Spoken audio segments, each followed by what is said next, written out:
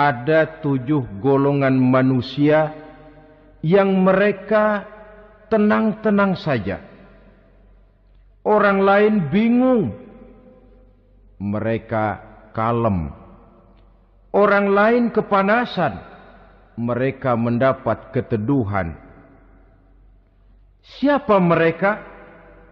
Inilah yang akan kita jadikan pembicaraan pada pertemuan kita kali ini. Bersumber dari sebuah hadis di mana bersabda Rasulullah sallallahu alaihi wasallam, "Sab'atun yuzilluhumullahu yawma la zilla illa zilluh." Ada 7 golongan manusia, kata beliau, yang di akhirat nanti akan langsung mendapat perlindungan dari Allah. Padahal hari itu tidak ada lagi perlindungan selain perlindungan Allah.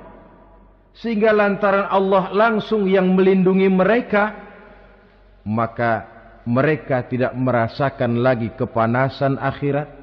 Mereka tidak lagi merasakan kebingungan. Mereka tidak lagi disibukkan oleh persoalan, lantaran mereka langsung dilindungi oleh Allah subhanahu wa ta'ala. Siapa gerangan yang 7 orang ini? Marilah kita lihat satu persatu dengan harapan mudah-mudahan kita termasuk salah satu di dalamnya. Amin ya rabbal alamin. Manusia pertama yang langsung mendapat perlindungan dari Allah, kata Nabi, imamun adil. Pemimpin yang adil. Siapa sih pemimpin itu? Dan apa artinya adil? Saudara hadirin, secara umum yang dinamakan adil ialah at-tawassut bainal amraini. Orang yang pandai mengambil sikap jalan tengah dari 2 persoalan yang dihadapinya. Biasanya tidak berat ke kiri, juga tidak berat ke kanan. Itu yang disebut adil. Orang yang tidak hanya sekedar bisa menuntut kewajiban dari seseorang, tapi juga bisa memberikan hak kepada orang itu juga disebut adil. Lalu pemimpin itu siapa? Setiap kita adalah pemimpin. Yang besar kecilnya kepemimpinan kita bergantung kepada apa yang kita pimpin. Dan sudah barang tentu bahwa setiap pemimpin akan dimintakan pertanggungan jawab dari apa yang dipimpinnya. Seorang pemimpin yang adil, dia menaungi orang-orang yang dipimpinnya dalam kehidupan di dunia ini. Pantas kalau di akhirat nanti Allah langsung menaungi mereka. Oleh karena itu, pemimpin merupakan suatu amanah. Jabatan di samping dia merupakan amanah juga merupakan nikmat. Dan nikmat itu akan bergantung kepada pandai atau tidak kita mensyukurinya. Beberapa contoh dalam sejarah bisa kita lihat. Seorang bernama Umar bin Abdul Aziz. Pada saat beliau secara aklamasi dipilih menjadi pemimpin, menjadi presiden, ucapan yang pertama keluar dari mulutnya, inna lillahi wa inna ilaihi raji'un. Coba bayangkan ini. Dipilih jadi pemimpin, diangkat jadi presiden, bukan alhamdulillah, malah inna lillahi wa inna ilaihi raji'un. Kenapa? Dia anggap jabatan itu adalah amanah. Menyia-nyiakan amanah berarti khianat. Dan khianat ini adalah dosa besar. Pantaslah kalau Allah subhanahu wa ta'ala memperingatkan, nikmat bisa saja berubah menjadi azab kalau kita tidak pandai mensyukurinya. La in syakartum la azidannakum wa la in kafartum inna azabi lasyadid.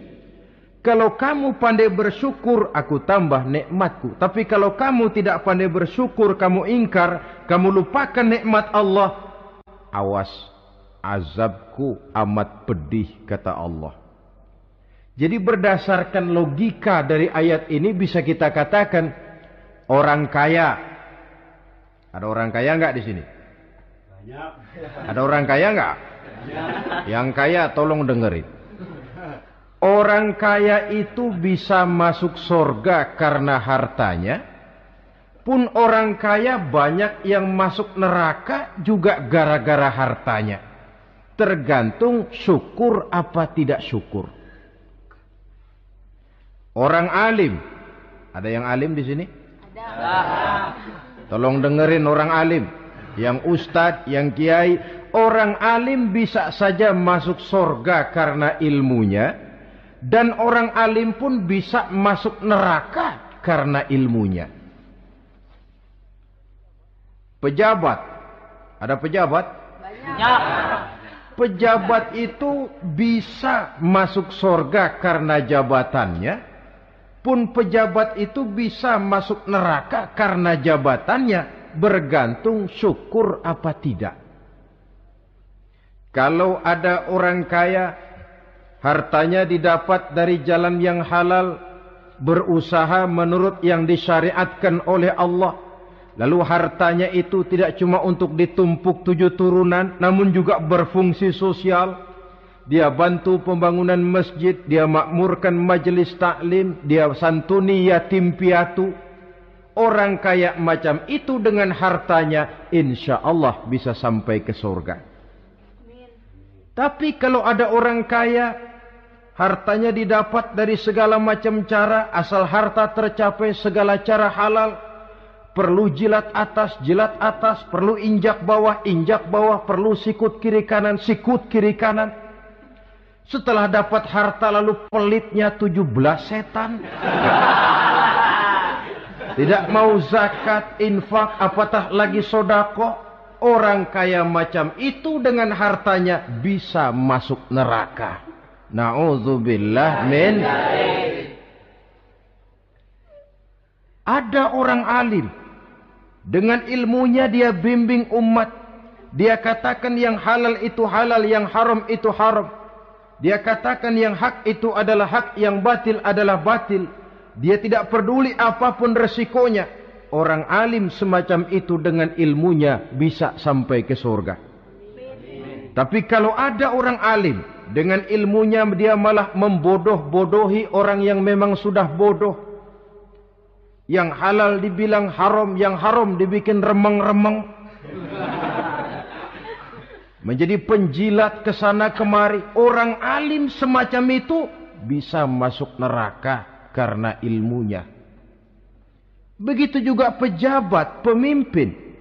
Kalau dengan jabatannya sebagai pemimpin dia berlaku adil, menaungi rakyatnya. Orang besar salah dihukum, orang kecil salah juga dihukum. Tidak hanya pandai menuntut kewajiban, tapi juga pandai memberikan hak. Pemimpin yang adil semacam ini, mensyukuri nikmatnya jabatannya, dia bisa sampai ke surga karena jabatannya. Tapi kalau dengan jabatannya dia berlaku sewenang-wenang,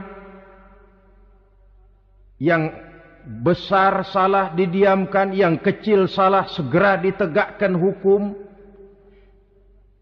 Hanya pandai menuntut kewajiban dari rakyatnya, tapi tidak pandai memberikan hak. Maka pemimpin semacam ini lantaran tidak pandai mensyukuri nikmat, bisa saja nikmat itu berubah menjadi azab. Oleh karena itu saudara-saudara, pemimpin menaungi rakyat. Pantas kalau di akhirat nanti Allah langsung menaungi beliau. Siapa pemimpin? Tiap kita. Bapak pemimpin di rumah tangganya, ibu pemimpin bagi anak-anaknya, Pak Lurah memimpin di kelurahannya, Pak Camat memimpin di kecamatannya, pemuda pemimpin bagi dirinya sendiri, akan dimintakan pertanggungan jawab. Kalian para remaja yang hadir di sini memimpin dirimu sendiri. Kau akan ditanya, tanganmu kau lebih banyak gunakan buat apa?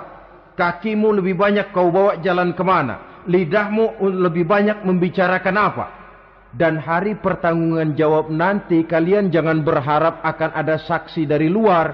Saksinya anggota badan kita sendiri. Dalam surah Yasin Allah jelaskan, Al-yawma nakhtimu ala afwahihim wa tukallimuna aydihim wa tashhadu arjuluhum bima kanu yaksibun. Ada kan di surah Yasin? Ayat berapa? Pokoknya Yasin dah.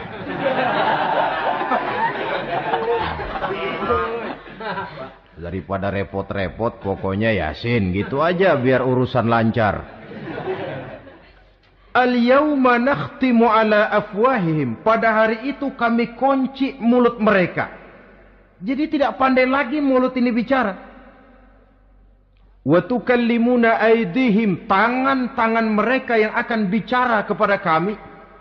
Wa tashhadu arjuluhum. Kaki mereka akan memberikan kesaksian. Bima kanu yaksibun, terhadap apa saja yang telah pernah mereka lakukan dalam kehidupan di dunia ini. Hari pertanggungan jawab. Oleh karena itu kalau kita memimpin diri sendiri, berlakulah adil kepada diri sendiri. Nah, lalu masalahnya memang kita mesti adil kepada siapa saja sih? Ada 3 hal pokok yang kita harus berlaku adil. Pertama, adil kepada Allah. Yang kedua, adil kepada sesama makhluk. Dan yang ketiga, adil kepada diri sendiri. Adil kepada Allah artinya apa? Mendahulukan hak Allah daripada kepentingan pribadi. Kalau sudah datang waktu sholat asar misalnya, walaupun sedang enaknya latihan voli, berhentilah dulu sebentar. Sholat kita adil kepada Allah. Adil kenapa? Dalam contohnya dengan sholat misalnya. Sholat itu kan sehari semalam 5 waktu yang wajib. Betul apa betul? Betul. 5 waktu. Lah sholat itu, kalau sholat bagus, taruhlah 7 menit. Kalau sholatnya itu kilat, 4 menit. Ada lagi yang kilat khusus. Enggak pakai perangko, 2 menit barangkali selesai. Taruhlah 5 menit kita ambil yang bagus. Kalau 5 waktu kali 5 menit kan cuma 25 menit. Sementara Allah memberikan kita hidup ini 24 jam sehari semalam. Cuma 25 menit diminta untuk ibadah kepadanya. Tidak sanggupkah kita berlaku adil? 25 menit ini untuk menghadapmu ya Allah. Sementara engkau telah memberikan restannya 23 jam 35 menit untuk hidup. Dalam sehari semalam. Mendahulukan hak Allah daripada kepentingan pribadi. Adil kepada Allah. Adil kepada yang kedua, adil kepada sesama makhluk. Adil kepada manusia, adil kepada binatang, adil kepada alam. Yang kalau prinsip keadilan itu kita langgar akan membawa efek bagi diri kita juga. Manusia sekarang kan tidak adil kepada alam. Misalnya apa? Hutan ditebangi secara liar. Gunung-gunung menjadi gundul. Akibatnya ketika turun hujan terjadi erosi. Banjir melanda kemana-mana. Tanah longsor terjadi. Akibatnya terkena manusia juga. Kalau mereka sudah tidak menjaga keseimbangan alam ini. Adil kepada orang lain. Apakah itu namanya tetangga, teman, keluarga. Dan yang ketiga, adil kepada diri sendiri. Bagaimana pengertiannya? Mata ini punya hak untuk tidur. Begadang terus tiap malam, tidak adil kepada mata. Nah, ini yang ketawanya paling kencang pasti tukang begadang ini.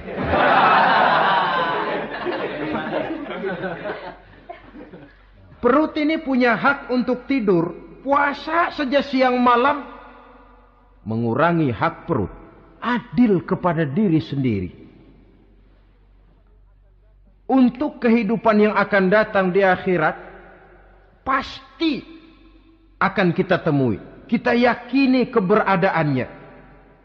Yang oleh karena itu, kalau kebetulan kita ini adalah pemimpin, sekurang-kurangnya pemimpin bagi diri sendiri, marilah kita berusaha menjadi pemimpin yang adil.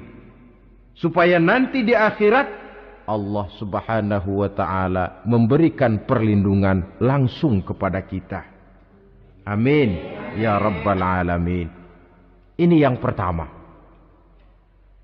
Lalu yang kedua, orang yang akan langsung mendapat perlindungan dari Allah, syab nasha'a fi ibadatillah. Orang muda yang tekun beribadah kepada Allah. Anak muda yang rajin ibadah. Kenapa kok Nabi bilang anak muda, bukan orang tua? Apa orang tua yang rajin ibadah Allah enggak senang? Tentu Allah senang. Cuma Allah lebih senang lagi kalau ada anak muda yang rajin ibadah. Sebab apa? Kondisi psikologis. Kalau ada orang tua rajin ibadah, itu mah pantas. Emang udah waktunya. Ada orang sembayangnya rajin, masuk masjid, masuk maghrib, keluar isya, malam tahajud, tahlilnya mantap. Umurnya berapa? 70. Enggak istimewa. Itu memang sudah mestinya. Lagian kalau sudah 70 masih bandel aja, kapan mau taubat? Tapi kalau ada anak muda, darahnya masih mengalir dengan panas, dia masih berusaha mencari bentuk-bentuk kepribadian dalam dirinya, dia masih mudah terpengaruh oleh lingkungan, tapi dia sanggup memblokir itu, disalurkannya di jalan Allah, dia tekun beribadah. Allah cinta betul pemuda semacam itu. Sehingga nanti di akhirat mereka langsung mendapat perlindungan dari Allah subhanahu wa ta'ala. Selalu pembangunan yang mengarah kepada modernisasi diikuti dengan proses pergeseran nilai. Dalam kondisi semacam ini, kehidupan remaja pemuda yang masih mencari identitas dan pembentukan kepribadiannya mudah terpengaruh oleh hal-hal yang ada di sekelilingnya. Sehingga sangat boleh jadi apa yang dianggap orang dulu tabu lalu dianggap biasa. Yang aneh-aneh malah dijadikan model. Yang dilarang malah nekat diterjang. Di mana norma dan kaedah-kaedah moral tidak lagi mendapat perhatian yang wajar. Dalam kondisi semacam ini terjadilah proses peluncuran moral. Dan hampir di mana-mana kehancuran suatu bangsa dimulai dengan kehancuran moral daripada generasi mudanya. Oleh karena itu pemuda yang tekun ibadah ini sangat positif dampaknya dalam kerangka pembangunan umat. Pak, ibadah itu apa sih? Kalau jadi pemuda yang tekun ibadah, apa kemana-mana mesti bawa tasbih? Mungkin. Apa mesti pakai peci terus? Boleh jadi. Apa kemana-mana mesti pakai kain sarung? Ya tidak juga. Ibadah kan artiannya luas. Segala perbuatan yang diperintah dan karenanya bertujuan mencapai ridho Allah, itu bernama ibadah. Kalian remaja berangkat menuntut ilmu, pergi pagi pulang siang, membekali diri menuntut ilmu, itu ibadah. Kalian pulang ke rumah, ibu bapak memerintah taat kepada orang tua, ibadah. Membersihkan lingkungan, ibadah. Bahkan jaga di waktu malam pun, kalau untuk dengan niat bismillah, saya jaga malam ini untuk ketenangan rakyat supaya mereka tekun dan tenang melaksanakan ibadah, itu tercatat sebagai amal soleh yang bernilai ibadah. Jadi tidak cuma sekedar sujud, tidak cuma sekedar baca Quran. seluruh aspek kehidupan manusia yang diperintah Allah dan yang bertujuan mencari ridho Allah itu bernilai ibadah. Pemuda yang tekun melaksanakan ibadah kepada Allah. Apalagi terutama adik-adik remaja yang hadir pada kesempatan ini, masa muda itu masa yang paling indah memang. Sampai orang Kulon bilang, there is not delightful memorize. Iya, barat itu kan Kulon. Saya lebih senang pakai orang Kulon saja. There is not delightful memorize and then the youth moment. Bahwa tidak ada masa yang lebih indah selain masa muda. Tapi masa muda yang katanya indah itu sebentar. Sebentar sekali.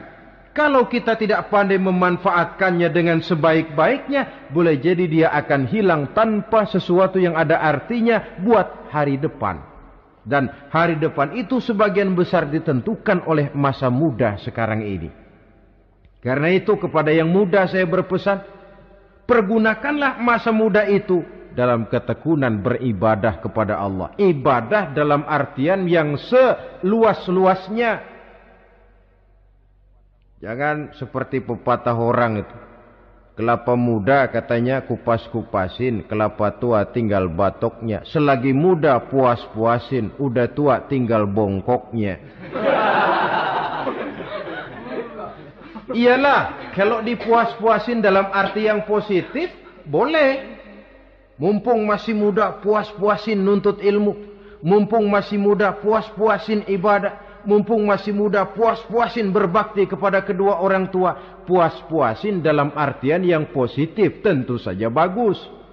Tapi kalau puas-puasin dalam arti menghambur umur untuk sesuatu yang mubazir, bergadang di pinggir-pinggir jalan, lalu mulai berkenalan dengan morfin, narkotik, ganja, terperangkap oleh budaya-budaya modern yang menyesatkan, terpancing oleh model-model baru yang kelihatannya menarik tapi sebenarnya tidak bermanfaat.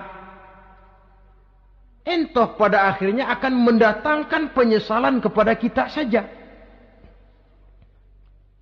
Coba, belakangan ini saya dengar di Jakarta akan ada satu festival yang disebut Festival Ngeceng.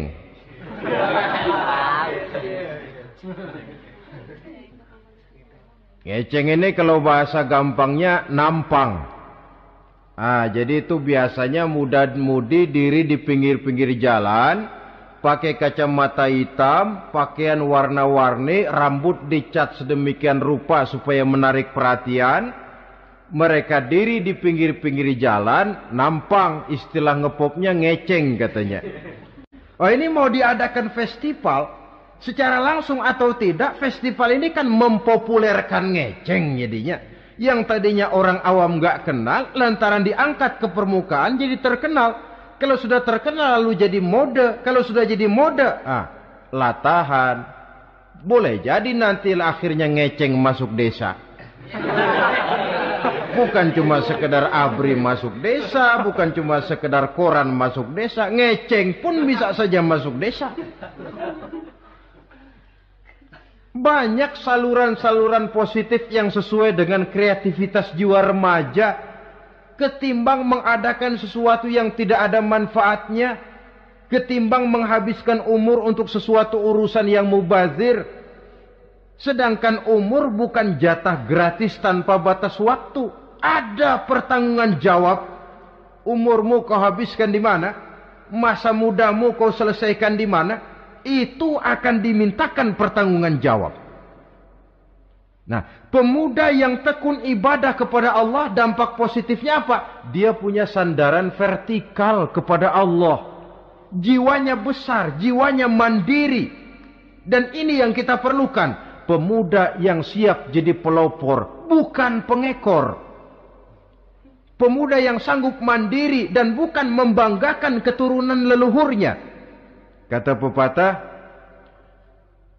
wa khairun nasi dzu syarafin qadimin aqama li nafsihi syarafan jadida Wa syarrun nasi zu khumulin idza fakhartahum dzakarul jaduda.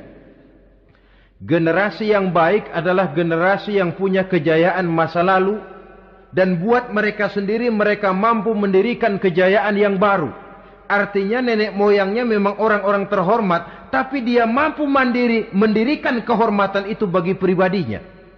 Sebaliknya, generasi yang paling jelek adalah generasi pemalas, yang kalau orang lain kelihatan lebih hebat, dia sebut-sebut nenek moyangnya.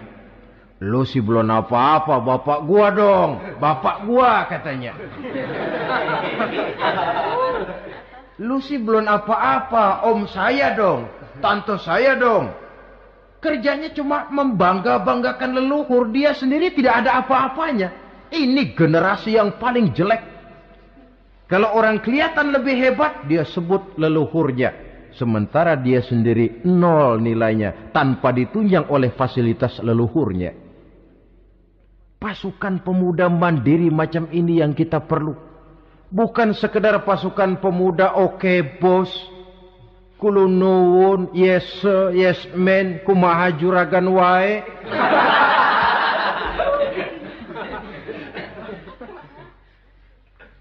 Dan terus terang kita miskin dengan pemuda yang mandiri, yang punya kepribadian, yang berani berkata ya terhadap yang benar, dan berani berkata tidak terhadap yang tidak benar.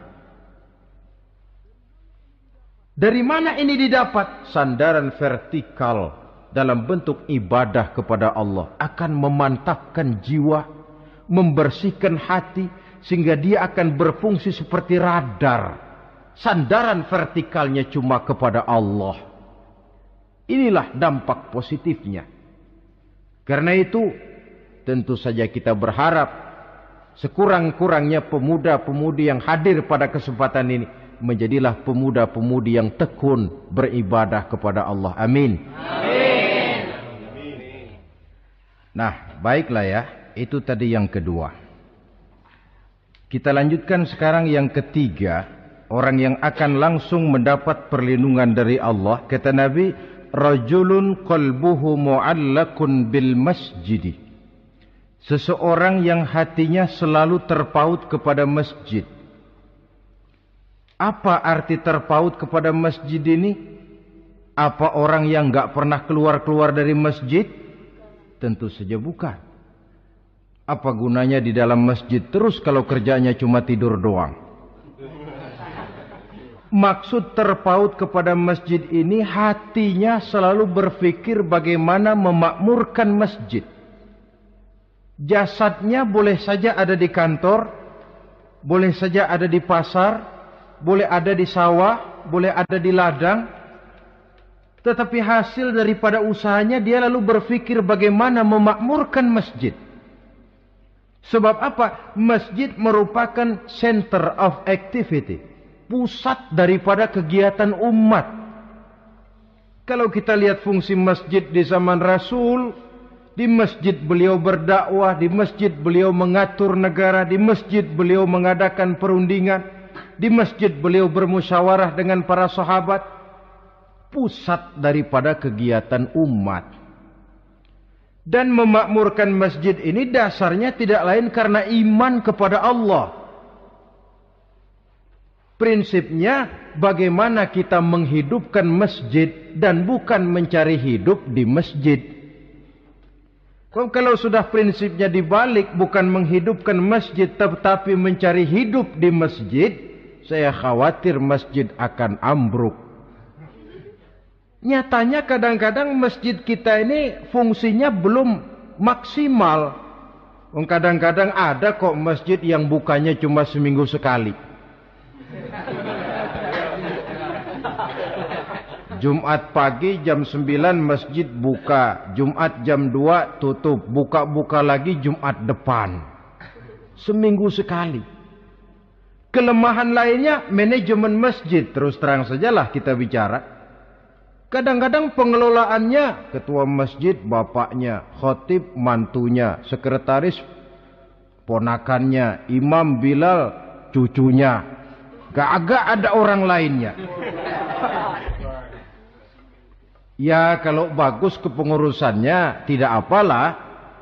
Tapi kadang-kadang kelemahannya ialah bagaimana menciptakan manajemen masjid yang baik sehingga masjid bisa berfungsi sebagaimana fungsinya di zaman Rasulullah sallallahu alaihi wasallam.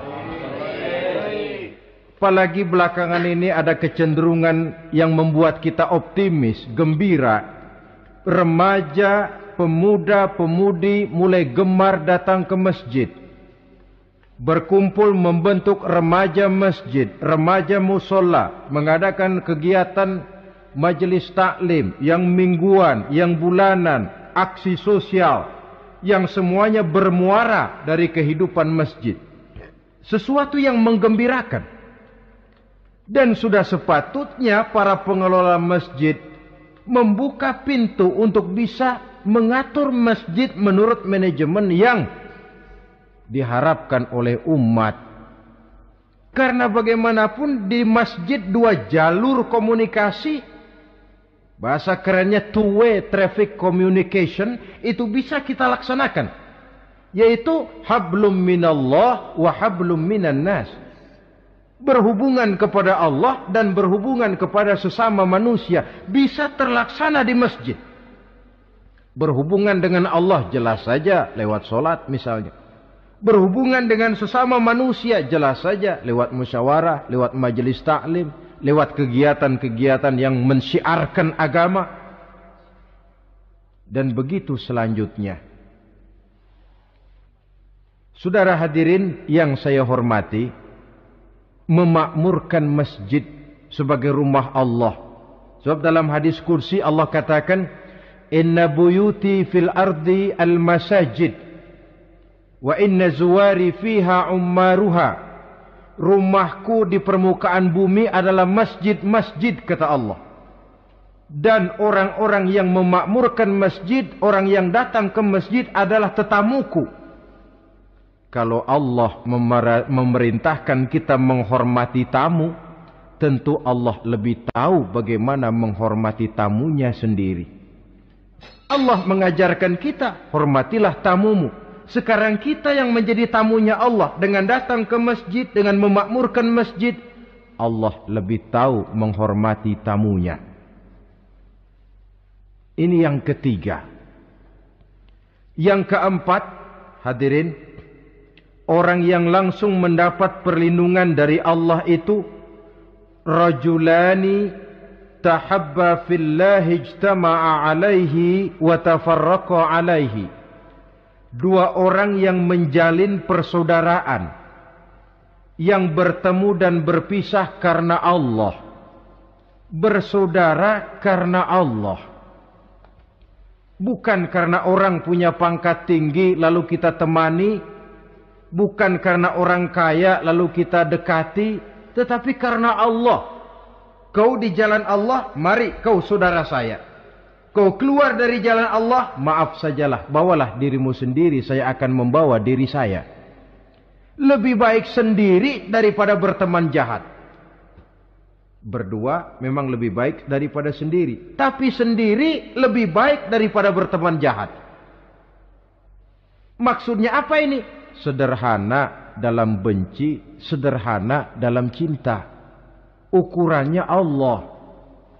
Al-Quran mengisyaratkan, wa asa an tuhibbu syai'an wa huwa syarrul lakum, wa asa an takrahu syai'an wa huwa khairul lakum.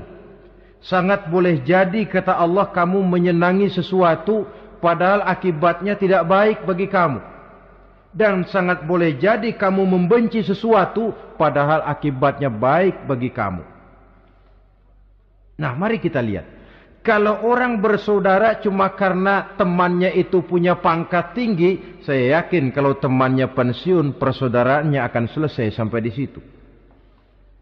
Kalau kita mencari teman cuma karena dia kaya, satu saat dia jatuh bangkrut, jatuh miskin, persaudaraan akan selesai sampai di situ.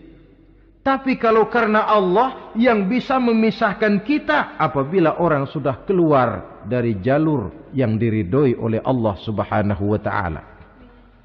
Oleh karena itu, kepada semua hadirin, mari menjalin persaudaraan dalam bentuk ideal yang diajarkan oleh Islam, nilai persaudaraan yang diikat oleh akidah. Kalaupun harus benci, bencilah sederhana, tidak habis-habisan ngebenci orang. Kalaupun harus cinta, cintalah sederhana. Boleh jadi yang hari ini kita benci bukan main, besok kita senangi. Mungkin yang hari ini kita cintai mati-matian, besok sudah berubah menjadi yang kita benci. Sederhana saja, tidak usah berlebih-lebihan.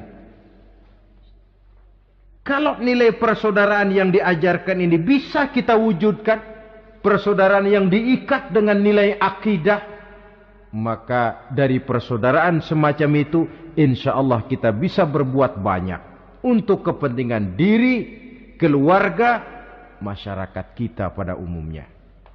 Ini kelompok yang keempat. Orang kelima yang nanti langsung mendapat perlindungan Allah, rajulun da'athum ra'atun zatu mansibin wa jamalin ila nafsiha faqala inni akhafullaha rabbal alamin. Seorang laki-laki, kata Nabi, yang dipanggil oleh perempuan cantik. Laki-laki normal dipanggil oleh perempuan cantik. Untuk apa? Diajak melakukan perbuatan yang negatif. Tidak ada orang yang tahu. Tempatnya sepi. Apa yang terjadi? Orang ini berkata, inni akhafullaha rabbal alamin. Maaf saja, saya takut kepada Allah. Orang yang bermoral nanti di akhirat langsung dilindungi oleh Allah. Tidak mudah jatuh oleh bujuk rayu. Tidak mudah terpesona oleh wajah-wajah yang menggiurkan. Seperti dalam sejarah yang terkenal itu Nabi Yusuf alaihi salam. Kenal kan Nabi Yusuf? Nabi Yusuf itu bekerja di istana Kitfir. Kitfir ini punya istri namanya Zulaikha. Orangnya cantik. Diam-diam Zulaikha ini rupanya naksir sama Yusuf. Satu hari suaminya tidak ada di rumah, pintu dikunci-kunciin. Setelah pintu semua terkunci, dia panggil Nabi Yusuf, "Hai Talak, Yusuf, sini." Kata Yusuf, "Mau ngapain?" "Pokoknya sini." "Iya, mau ngapain?" "Iya, kayak orang-orang, ngapain sih?"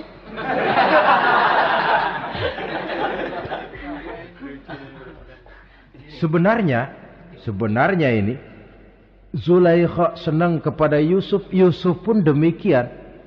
Walaqad hammat bihi wa hamma biha. Zulaikha menyenangi Yusuf, Yusuf pun menyenangi Zulaikha. Tapi apa? Walaula an ra'a burhana rabbih. Andai kata Yusuf tidak melihat peringatan Tuhannya, letter S. Yusuf, ini bukan pekarangan ente, dilarang parkir di sini. Sehingga walaupun tidak ada yang tahu, tidak ada yang melihat, Nabi Yusuf selamat dari bujuk rayu Zulaikha. Mempertahankan nilai-nilai moral di tengah kemajuan zaman memang merupakan pekerjaan yang tidak ringan. Merupakan pekerjaan yang sangat berat. Akan ada saja cobaan, akan ada saja gangguan yang kita temui di sepanjang perjalanan hidup ini. Tapi sebaliknya, kalau orang sudah tidak lagi menjunjung moral yang tinggi, lalu hidup menurut selera sendiri-sendiri, ya kita lihatlah lahirnya kebudayaan kumpul kebo yang diawali dengan free sex yang mengarah kepada samenleven alias hidup bersama tanpa nikah. Memang sebabnya boleh jadi macam-macam. Mungkin karena broken home, nggak merasa diperhatikan di rumah, ibu bapak sibuk, lalu anak mencari kesibukan sendiri. Mungkin karena tekanan ekonomi, dalam kehidupan miskin, lalu ada yang menawarkan kerjaan, tidak taunya malah dilemparkan ke lembah hitam.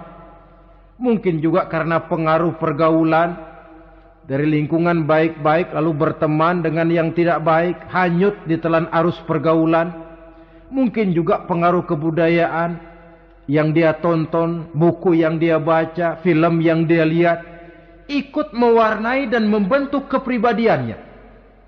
Tapi apapun alasannya, satu hal yang jelas, semuanya berangkat dari rapuhnya pegangan orang kepada nilai-nilai agama. Sebab sumber nilai moral yang tertinggi tidak lain agama adanya. Intinya apa? Intinya tidak lain, orang yang beragama itu meyakini bahwa kemanapun dia pergi, dimanapun dia berada, Allah selalu melihat yang dia lakukan. An ta'budallaha ka'annaka tarahu fa illam takun tarahu fa innahu yaraka. Begitu yang kita pelajari dalam ihsan. Engkau beribadah kepada Allah seolah-olah kau lihat Allah.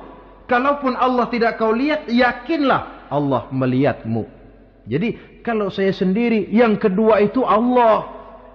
Dibujuk rayu oleh cewek cakep, ayo dah bang, gak ada orang, kita cuma berdua. Dia bilang enggak, kita enggak berdua, bertiga. Berdua bang, bertiga. Yang ketiga siapa? Lu, gue, Allah, tiga.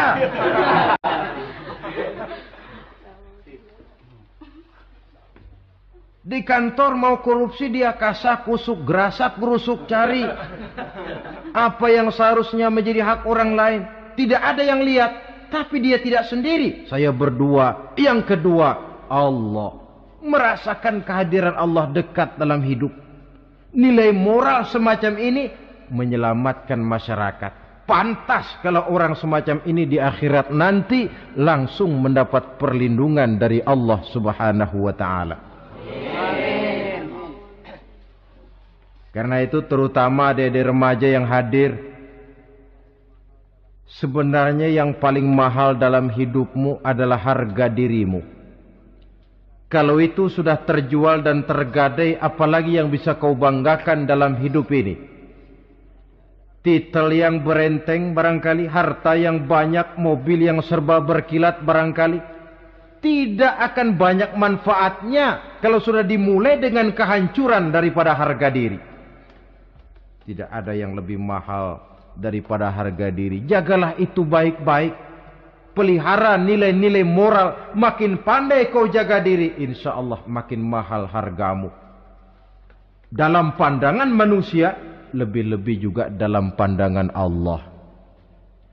Pantas kalau pepatah bilang, innamal umamul akhlaqu ma baqiyat, fa in zahabat humu akhlaquhum zahabu. Suatu bangsa akan tegak kalau dia masih punya nilai moral. Bila hancur moral itu, hancur jugalah ketegakan daripada bangsa itu sendiri.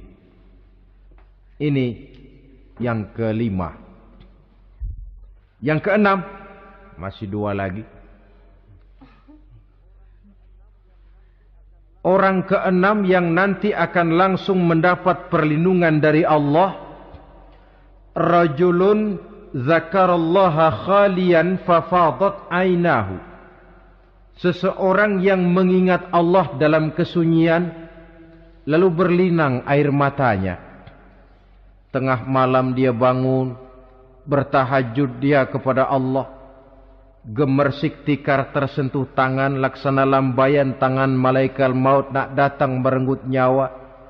Terbayang segala dosa dan kesalahan, tergambar semua kekeliruan yang dilakukan dalam hidup. Lalu air mata pun tanpa terasa berurai membasahi pipi. Orang yang mengingat Allah dalam kesunyian.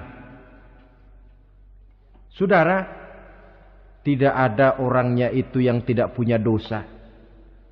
Coba saya mau tanya, yang kumpul di sini ada enggak orangnya yang enggak punya dosa? Tidak ada. Dan memang orang yang baik itu bukan orang yang tidak punya dosa. Sebab tidak ada orang yang tidak punya dosa. Orang yang baik adalah orang yang apabila dia melakukan dosa, dia segera sadar, dijadikannya itu sebagai pelajaran untuk tidak diulanginya lagi pada masa yang akan datang. Dengan kata lain, mengingat Allah dalam kesunyian itu artinya bertaubat. Ini kan anak muda sekarang ini kalau diajak bicara taubat, taubat mah urusan 70 ke atas, Pak. Kita ini masih lama. Padahal masalah taubat bukan masalah tua. Masalah taubat adalah masalah dosa, dan masalah dosa adalah masalah manusia sejak dia akil balik sampai dengan kehidupannya yang sekarang. Sengaja atau tidak, besar atau kecil, ringan atau berat, tiap kita mesti mempunyai yang namanya dosa. Allah Maha Penerima taubat sepanjang nafas belum sampai di kerongkongan. Jikalau nafas sudah sampai di tenggorokan, baru kita mau melaksanakan yang namanya taubat. Kasihlah itu.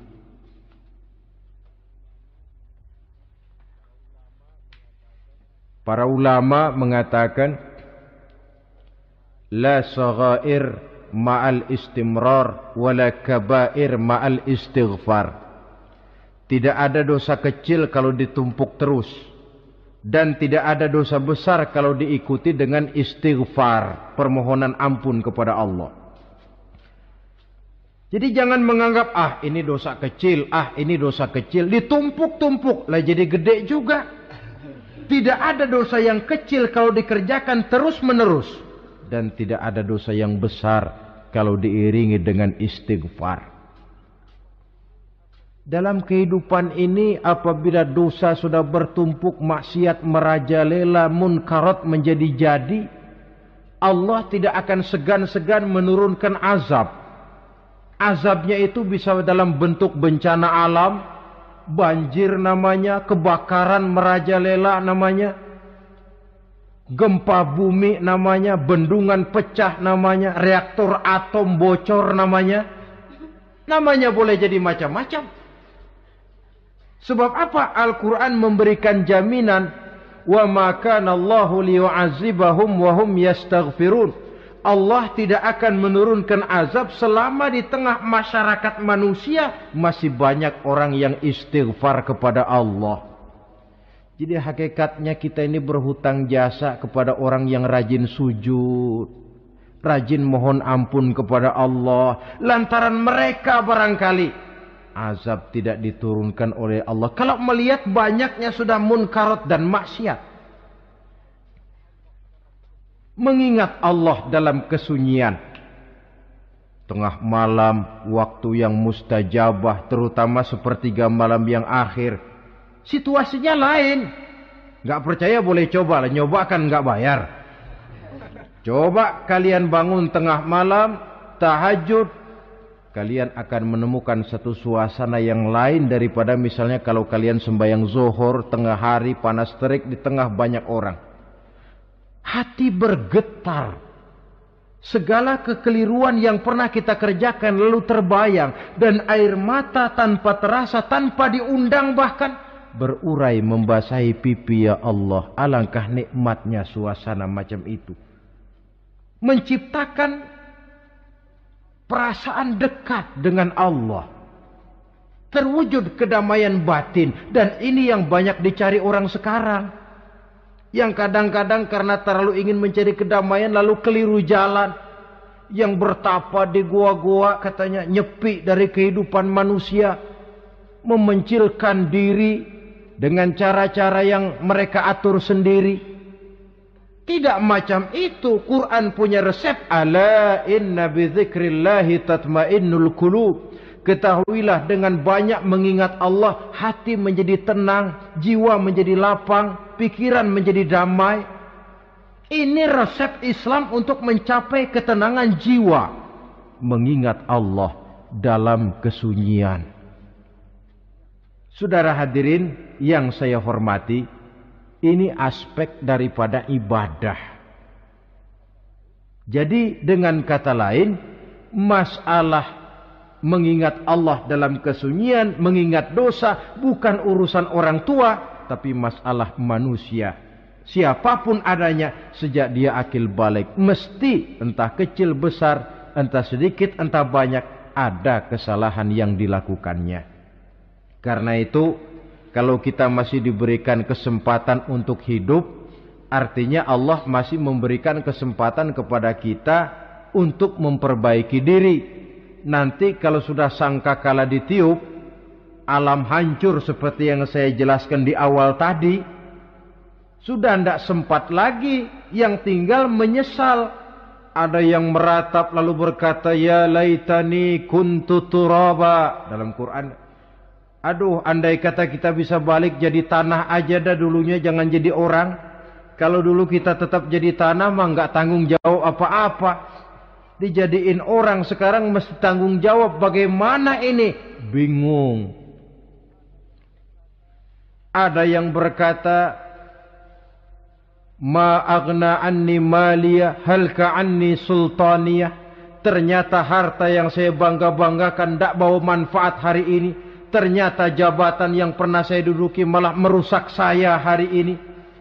Tinggal lagi penyesalan karena kelalaian memanfaatkan waktu hidup dalam kehidupan di dunia ini. Karena itu pandai-pandailah membagi orientasi. Ada saatnya kita sibuk tenggelam dalam berbagai urusan dunia, lain saat tenggelam dalam kefanaan dan kesunyian, membekali diri untuk kehidupan akhirat nanti. Sebentar meninggalkan dunia, rekes kepada Allah, mi'raj, naik menghadap Allah, supaya terwujud keseimbangan untuk mencapai fid dunya hasanah wa fil akhirati, kebahagiaan dan kebaikan di dunia maupun di akhirat nanti. Inilah golongan yang keenam. Orang yang langsung mendapat perlindungan Allah, yang mengingat Allah dalam kesunyian. Yang ketujuh, yang terakhir, orang yang langsung mendapat perlindungan dari Allah di akhirat nanti, rajulun tasaddaqa bi sadaqatin fa akhfaha hatta la ta'lama shimaluhu ma tunfiqu yaminuhu. Seseorang yang bersedekah lalu dia ikhlas dengan sedekahnya sehingga tangan kirinya tidak tahu apa yang diberikan oleh tangan kanannya. Orang yang pemurah, orang yang menyadari bahwa apapun yang dia punya dalam hidup ini cuma sekedar titipan. Fungsinya lalu seperti keran, menyimpan air tapi untuk disalurkan lagi kepada orang yang memang memerlukannya. Alangkah nikmatnya kalau Allah memberikan kepercayaan kepada kita untuk menjadi penyalur, distributor rezeki. Kalau kita ingat kemari, berpikir ke sini, kita tidak akan sayang lagi. Enak saja yang peras keringat banting tulang cari rezeki saya, sampean datang-datang mau minta. Lah, mungkin rezeki dia tapi lewat tangan kita. Satu kehormatan dari Allah kalau kita dijadikan seperti keran, menyimpan air tapi tidak untuk dirinya sendiri, disalurkannya kepada orang-orang yang memang memerlukannya. Tidak ada orang jatuh bangkrut lantaran bersikap pemurah, dan tidak ada orang jadi kaya raya lantaran dia bakhil atau pelit bin kikir alias medit.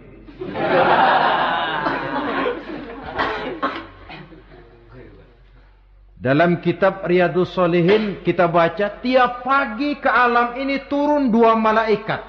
Cuma kita nggak tahu.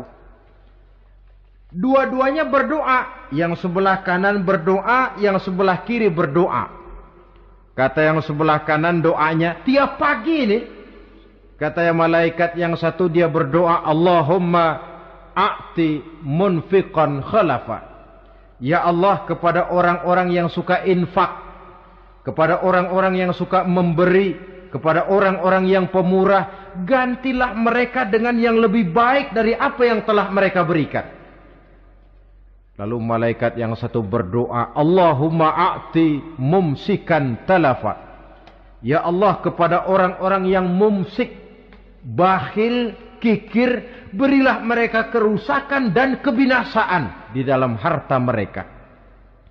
Maka lihat sajalah, orang kaya tapi pelit, ada saja jalan yang kira-kira duitnya bakalan jadi keluar dan gak ada pahalanya. Apa kena musibah, lalu berobat sekian juta, apa kemalingan, apa ditipu orang. Ada saja cara duitnya keluar yang gak ada pahalanya. Inilah prinsipnya. Allah mencintai orang pemurah. Dalam hadis kursi, uhibbu ahlas sakha wa hubbi lil faqiri syakhi asyad. Aku cinta kepada orang yang pemurah, tapi aku lebih cinta kepada orang miskin yang pemurah.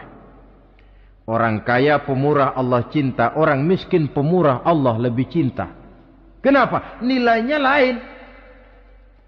Orang kaya sedekah 500, orang miskin sedekah 500, sama 500-nya, tapi saya yakin pahalanya lebih besar buat si miskin. Kenapa? Buat orang kaya 500 apa artinya? Sekelebatan. Buat si miskin 500 dia mesti peras keringat banting tulang. Tapi dia berani memberi seperti beraninya orang kaya. Nilai ini yang dilihat oleh Allah.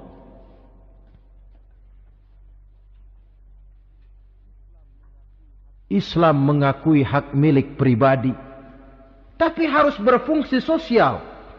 Di dalam harta yang kita miliki itu ada haknya masjid, ada haknya yatim, ada haknya madrasah. Dan Allah subhanahu wa ta'ala bisa, saya katakan di awal tadi, merubah nikmat menjadi azab kalau kita tidak pandai mensyukurinya. Bersyukur kalau diberikan harta artinya mempergunakan harta itu sesuai dengan kehendak yang memberinya. Allah memberikan harta kepada kita. Apa yang Allah kehendaki? Supaya harta itu berfungsi sosial. Milik pribadi silahkan, tapi berfungsi sosial dalam kehidupan. Kita terus terang saja, umat Islam ini bukan tidak punya potensi, tapi tidak pandai menginventarisir potensi. Apa tidak ada orang Islam yang kaya? Banyak. Yang belum banyak yang mau berbuat atas nama dan untuk kepentingan agamanya. Kalau buat pribadinya berani bukan main.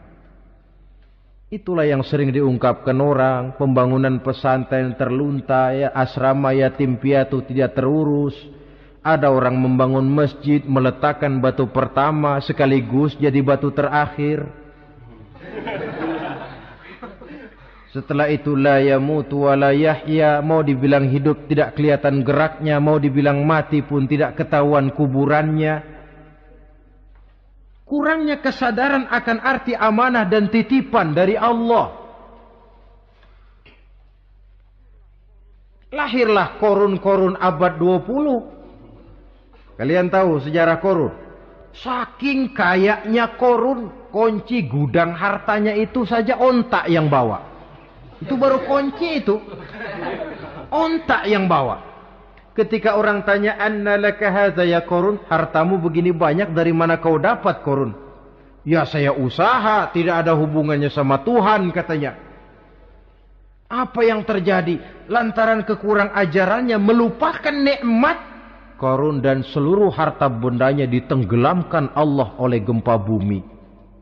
Makanya orang sekarang kalau dia macul ketemu harta, apa katanya? Gue dapat harta karun. Peninggalan si korun itu barangkali dahulunya. Saudara-saudara, oleh karena itu, kalau kita oleh Allah diberikan amanah berupa harta, pandailah bersyukur dan jadilah orang yang ikhlas dalam bersedekah. Nah, inilah pertemuan kita pada kali ini. Walaupun singkat, mudah-mudahan sekali lagi kita termasuk salah satu di antara 7 golongan yang di akhirat nanti langsung mendapat perlindungan dari Allah.